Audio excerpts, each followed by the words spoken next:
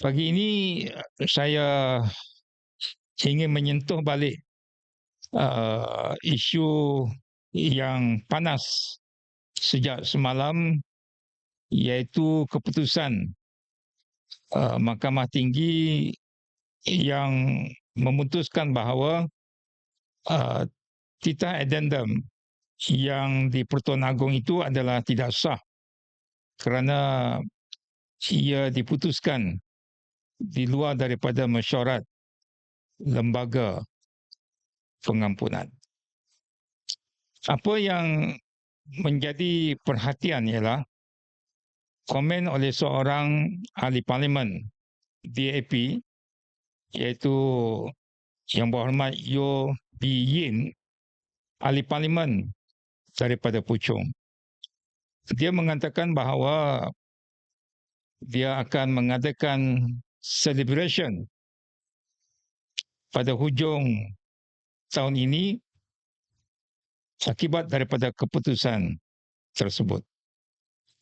Saya ingin bertanya kepada Yang Berhormat Yeo, apakah yang beliau maksudkan sebagai celebration itu? Apakah dia bermaksud bahawa celebration itu ialah untuk meraihkan kerana titah yang di Pertuan Agong boleh dipersoalkan oleh mahkamah? Dengan kata lain, dia mahu meraihkan kerana titah ataupun budi bicara tuanku itu boleh diputuskan oleh mahkamah.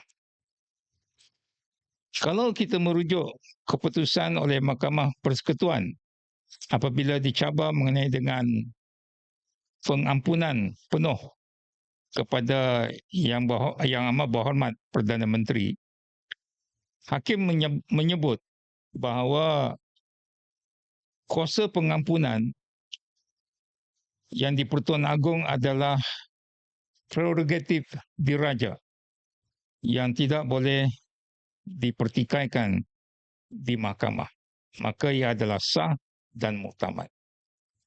Jadi sebab itulah kita tertanya-tanya dengan komen oleh Yang Berhormat daripada Puchong mengenai dengan celebration itu.